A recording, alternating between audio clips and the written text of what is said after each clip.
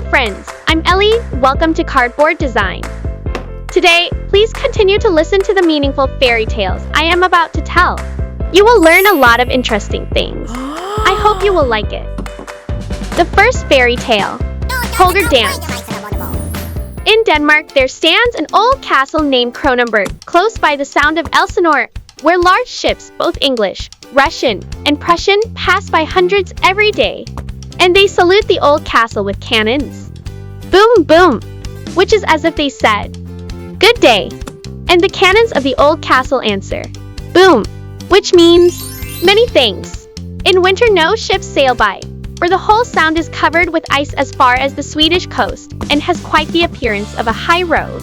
The Danish and the Swedish flags wave, and Danes and Swedes say, "Good day," and "Thank you," to each other, not with cannons, but with a friendly shake of the hand.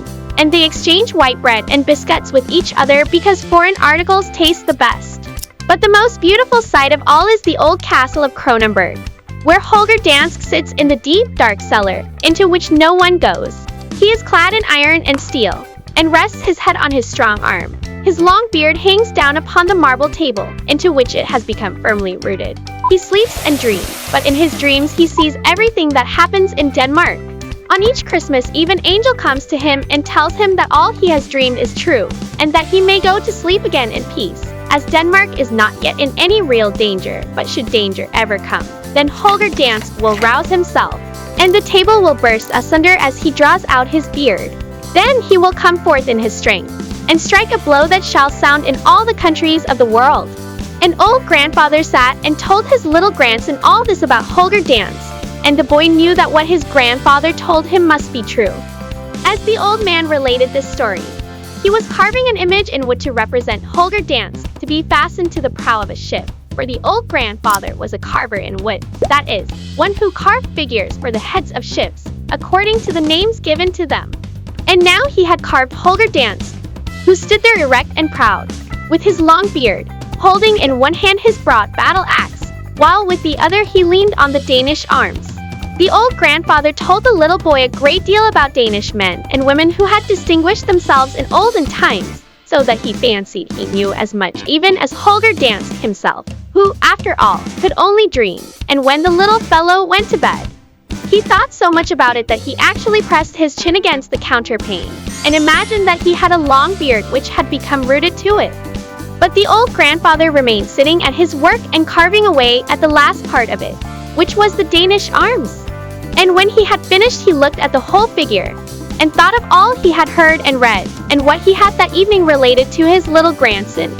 Then he nodded his head, wiped his spectacles and put them on, and said, "Ah yes, Holger Danske will not appear in my lifetime, but the boy who is in bed there may very likely live to see him when the event really comes to pass." And the old grandfather nodded again, and the more he looked at Holger Dansk, the more satisfied he felt that he had carved a good image of him. It seemed to glow with the color of light, the armor glittered like iron and steel. The hearts in the Danish arms grew more and more red, while the lions, with gold crowns on their heads, were leaping up. "That is the most beautiful coat of arms in the world," said the old man. "The lions represent strength, and the hearts, gentleness and love." And as he gazed on the uppermost lion, he thought of King Canute, who chained Great England to Denmark's throne. And he looked at the second lion, and thought of Valdemar, who untied Denmark and conquered the Vandals. The third lion reminded him of Margaret, who united Denmark, Sweden, and Norway. But when he gazed at the red hearts, their colors glowed more deeply, even as flames, and his memory followed each in turn. The first led him to a dark, narrow prison, in which sat a prisoner, a beautiful woman, daughter of Christian IV, Eleanor Ulfeld, and the flame became a rose on her bosom, and its blossoms were not more pure than the heart of this noblest and best of all Danish women. "Ah yes, that is indeed a noble heart in the Danish arms," said the grandfather, and his spirit followed the second flame, which carried him out to sea, where cannons roared and the ships lay shrouded in smoke, and the flaming heart attached itself to the breast of Bitfeld in the form of the ribbon of an order, as he blew himself and his ship into the air in order to save the fleet. And the third flame led him to Greenland's wretched huts, where the preacher, Hans Egede, ruled with love in every word and action. The flame was as a star on his breast, and added another heart to the Danish arms. And as the old grandfather's spirit followed the next hovering flame, he knew whither it would lead him. In a peasant woman's humble room stood Frederick VI, writing his name with chalk on the beam. The flame trembled on his breast and in his heart, and it was in the peasant's room that his heart became one for the Danish arms. The old grandfather wiped his eyes, for he had known King Frederick, with his silvery locks and his honest blue eyes, and had lived for him, and he folded his hands and remained for some time silent. Then his daughter came to him and said it was getting late, that he ought to rest for a while, and that the supper was on the table. What you have been carving is very beautiful, grandfather, Said she. Holger Dansk and the old coat of arms. It seems to me as if I have seen the face somewhere. No, that is impossible. Replied the old grandfather. But I have seen it, and I have tried to carve it in wood, as I have retained it in my memory. It was a long time ago, while the English fleet lay in the roads, on the 2nd of April, when we showed that we were true, ancient Danes. I was on board the Denmark, in Steenbille's squadron. I had a man by my side whom even the cannonballs seemed to fear. He sung old songs in a merry voice, and fired and fought as if he were something more than a man. I still remember his face, but from whence he came, or whither he went, I know not. No one knows. I have often thought it might have been Holger Danske himself, who had swam down to us from Kronenburg to help us in the hour of danger. That was my idea, and there stands his likeness. The wooden figure threw a gigantic shadow on the wall, and even on part of the ceiling.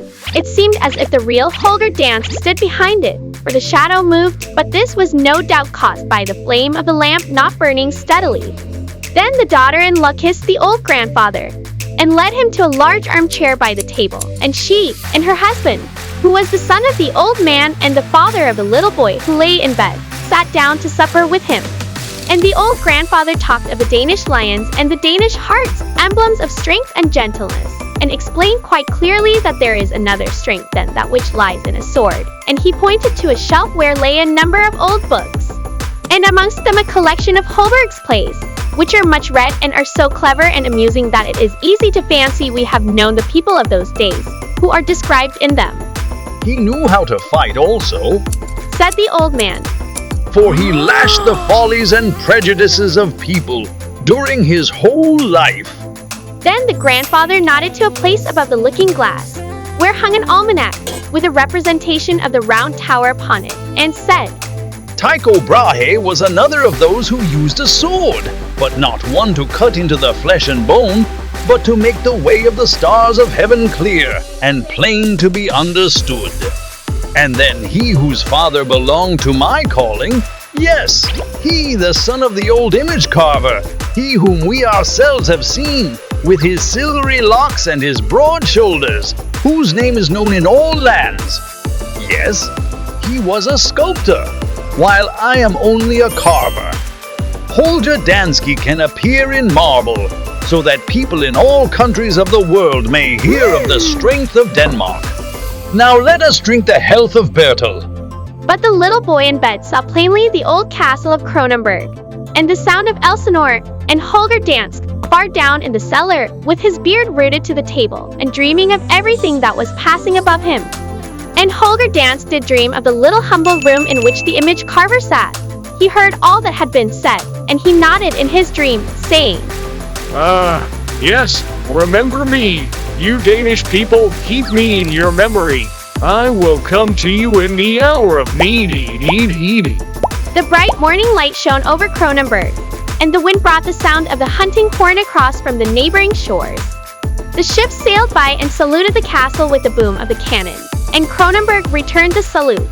Boom, boom! But the roaring cannons did not awake Holger Dansk, for they meant only, good morning, and thank you. They must fire in another fashion before he awakes. But wait, he will, for there is energy yet in Holger dance. The story portrays the unity between Denmark and Sweden through images of flags, friendly handshakes, and the exchange of food. This reflects hospitality and the friendly relations between nations. Holger dance, depicted as a hero sleeping in Kronenberg Castle, symbolizes the strength.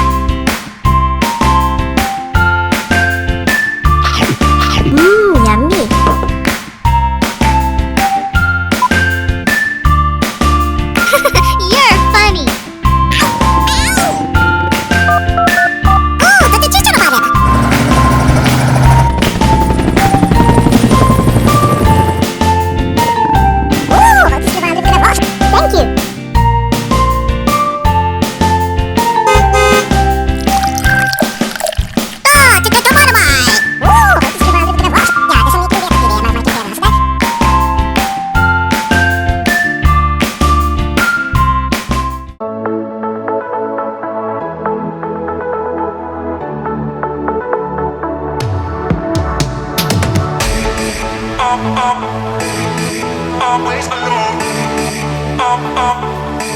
You will always be there. Always alone. You will always be there. Always alone. You will always be there.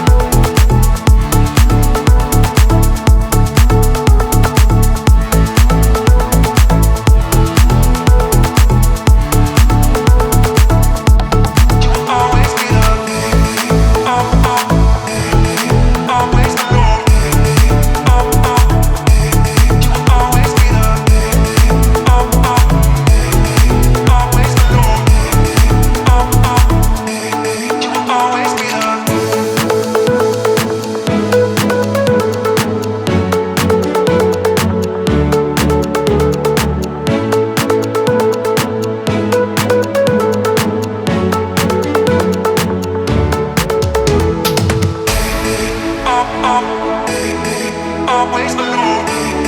Always alone. You will always be there. Always alone. You will always be there. Always alone. You will always be there. Always alone.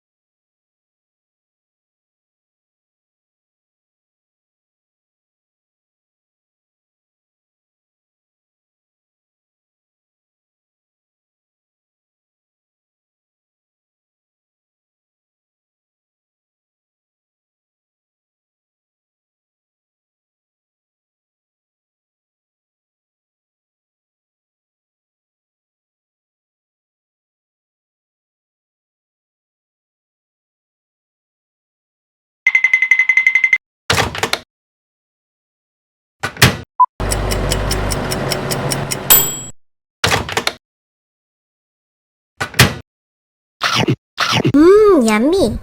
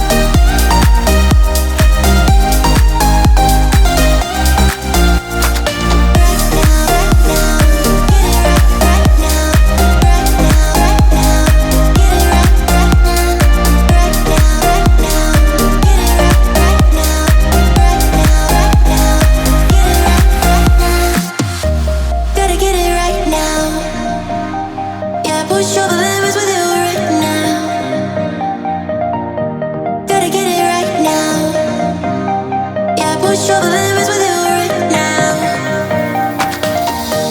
Gotta get it right now. Yeah, push over limits with you right now. Gotta get it right now. Yeah, push over limits.